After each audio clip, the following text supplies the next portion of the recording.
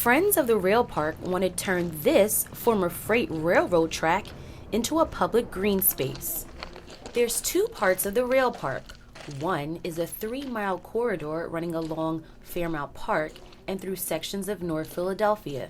The second part consists of an elevated railroad track called the Reading Viaduct.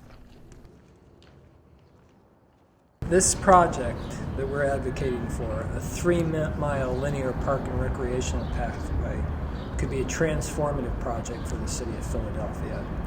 It provides many, many services to residents and visitors from all around the region. For one, we envision it as a multimodal transportation corridor, bringing pedestrians and bicyclists in and out of Center City. We see it as a gathering place for one of the 10 communities that this site threads through.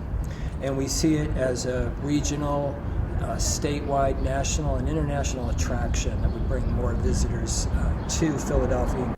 The Reading Railroad Company built this rail line in the late 19th century as a way to transport coal to Philadelphia.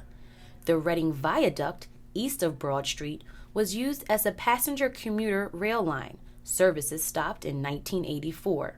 But the freight line remained open and was last used in 1993 by the Philadelphia Inquirer to transport newspapers. Local residents initially created the Reading Viaduct project, an advocacy group who wanted to transform the tracks into a city park.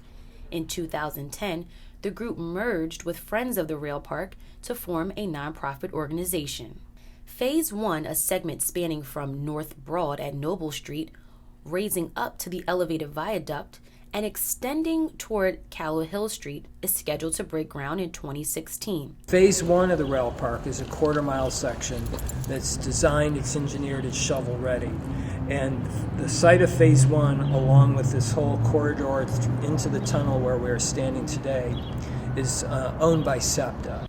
According to Garden, SEPTA has no specific purpose for the rail park site, but the viaduct is still owned by a holding company, Reading International.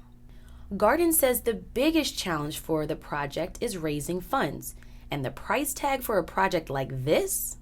It's roughly $40 million for a mile, which would convert to $120 million or more for the whole site. There are similar neglected railroad tracks turned urban green spaces in other cities like the High Line in New York and the 606 Bloomingdale Trail in Chicago.